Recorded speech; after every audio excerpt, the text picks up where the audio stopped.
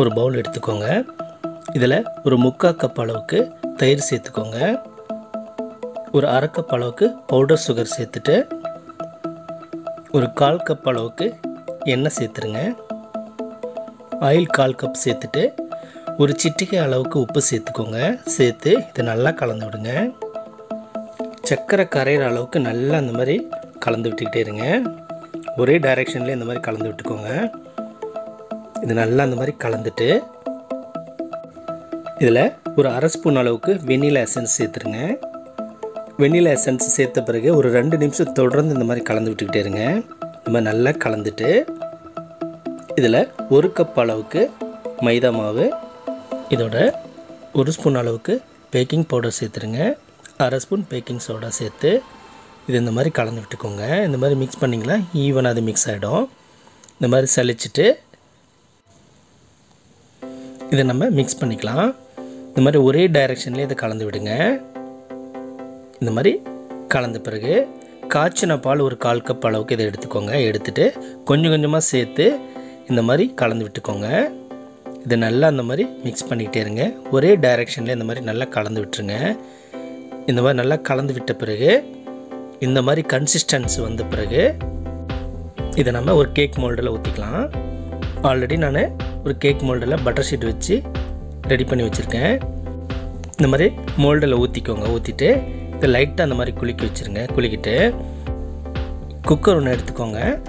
அதை சிம்மில் வச்சுட்டு ஒரு 5 மினிட்ஸ் ப்ரீ ஹீட் பண்ணிடுங்க. ஒரு 5 மினிட்ஸ் கழிச்சுட்டு அந்த கேக் மோல்டை உள்ளே வச்சுக்கோங்க. ஒரு ஸ்டாண்டு வச்சு அதுக்கு மேலே வச்சுட்டு இதை நல்லா மூடி போட்டு மூடிக்கோங்க. இது சிம்லேயே ஒரு 45 நிமிஷம் வேக விடலாம். ஒரு 45 மினிட்ஸ் கழிச்சுட்டு நம்ம செக் பண்ணலாம். அதை ஒரு ஸ்டிக் வச்சு ஃபஸ்ட்டு இந்த மாதிரி குத்தி பார்த்துக்கோங்க.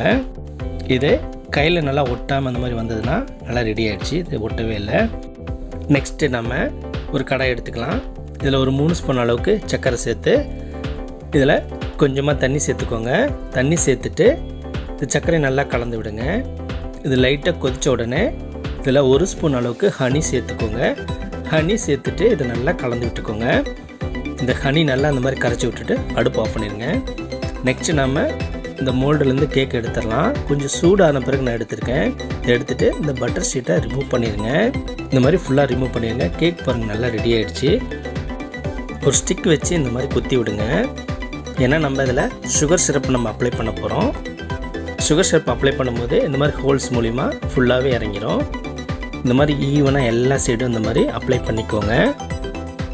ஃபுல்லாகவே இந்த மாதிரி அப்ளை பண்ணிவிட்டு திரும்பவும் இது ஃபுல்லாக இந்த மாதிரி ஒரு தடவை மறுபடியும் அப்ளை பண்ணிக்கோங்க.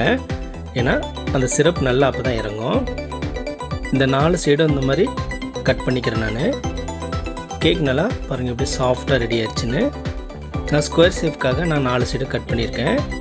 நெக்ஸ்ட்டு ஒரு 3 ஸ்பூன் அளவுக்கு ஜாம் எடுத்துக்கோங்க. இதில் ஒரு 2 ஸ்பூன் அளவுக்கு ஹனி சேர்த்துட்டு இதை நல்லா மிக்ஸ் பண்ணிக்கோங்க. இந்த மாதிரி நல்லா கலந்து விட்டுக்கோங்க. கலந்துட்டு இந்த ஜாம் நம்ம இந்த கேக் மேலே அப்ளை பண்ணிக்கலாம். இந்த மாதிரி ஈவனாக அப்ளை பண்ணிக்கோங்க. எல்லா இடத்துலையும் இந்த மாதிரி ஈவனாக அப்ளை பண்ணிவிட்டு இதுக்கு மேலே நம்ம ட்ரை கோகனட் இந்த மாதிரி தூவிக்கலாம். இந்த மாதிரி டெக்கரேட் பண்ணிவிட்டு இதை ஸ்லைஸ் பண்ணிக்கலாம். இந்த மாதிரி உங்களுக்கு வேண்டிய சைஸுக்கு கட் பண்ணிக்கோங்க. இதை நான் கட் பண்ணியிருக்கேன். இதை நான் எடுத்து காமிக்கிறேன் பாருங்கள். இந்த கேக் எல்லாம் சூப்பராக ரெடியாக இருக்குது பாருங்கள். இது போல் வீட்லேயே நீங்கள் ட்ரை பண்ணி உங்கள் குழந்தைகளுக்கு கொடுத்து பாருங்கள். ரொம்பவே லைக் பண்ணி சாப்பிடுவாங்க. இதை நீங்களும் ட்ரை பண்ணி பாருங்கள்.